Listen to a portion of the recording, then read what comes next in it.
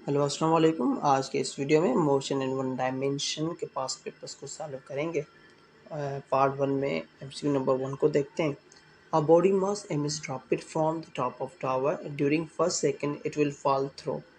तो एक मास को हमने टावर से थ्रो किया है, तो फर्स्ट सेकंड में डिस्टेंस फाइंड करना है जी। 9.8 मीटर, 4.9 मीटर, 98 मीटर, 49 मीटर। तो सोल्यूशन को देखते हैं। फार्मूला होगा AC equal VIT plus 1/2 AT square. VIT जो है वो रेस्ट में था तो 0 हो जाएगी और एक्सीलरेशन जो है वो 9.8 है। जैसे ही हम सॉल्व करेंगे आंसर आ गया 4.9 metre.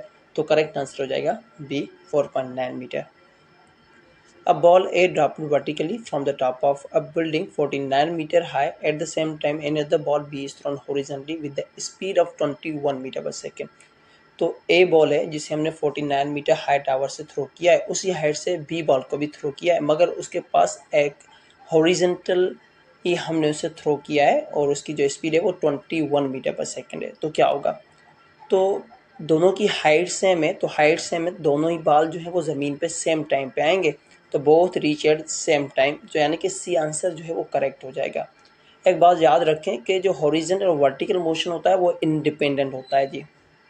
Out of all the existing forces the weakest force is, तो जो फोर्स एग्जिस्ट करते हैं उनमें वीकेस्ट फोर्स जो है वो ग्रेविटेशनल फोर्स होता है। तो करेक्ट आंसर हो जाएगा ए ग्रेविटेशनल फोर्स। और ये लिस्ट है जी चारों फोर्सेस की। The momentum of body increase by 20%। What is percentage increase in kinetic energy? तो बॉडी का 20% जो मोमेंटम है वो इंक्रीज हुआ है, तो काइनेटिक एनर्जी कितनी इंक्रीज होगी? तो इसका फार्मूला होता है kinetic energy is equal to change in momentum plus change in momentum divided by 10 whole square. तो इसे जैसे ही हम सॉल्व करेंगे तो हमारे पास आंसर आ जाएगा 44%, यानी कि बी ऑप्शन जो है वो करेक्ट है। The unit of rate of change of momentum, तो जो rate of change of momentum है उसे कहा जाता है जी फोर्स। तो फोर्स का जो यूनिट होता है वो होता है न्यूटन। तो यहाँ पे जो करेक्ट आंसर है वो हो जाएगा Newton. A car starts from rest and accelerate at 4 meter per second square. Find its final velocity after 5 seconds.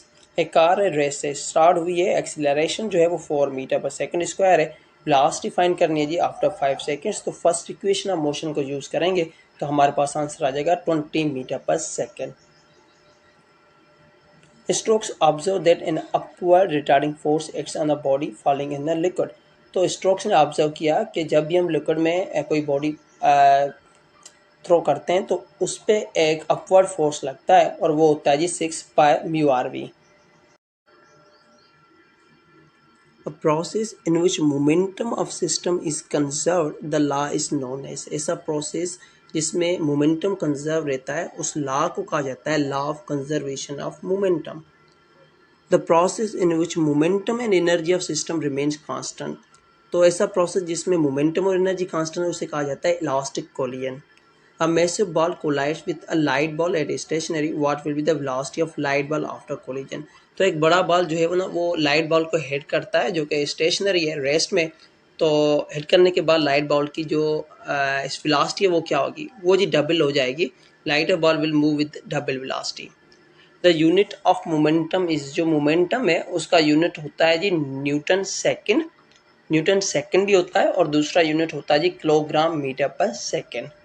तो करेक्ट आंसर हो जाएगा ए।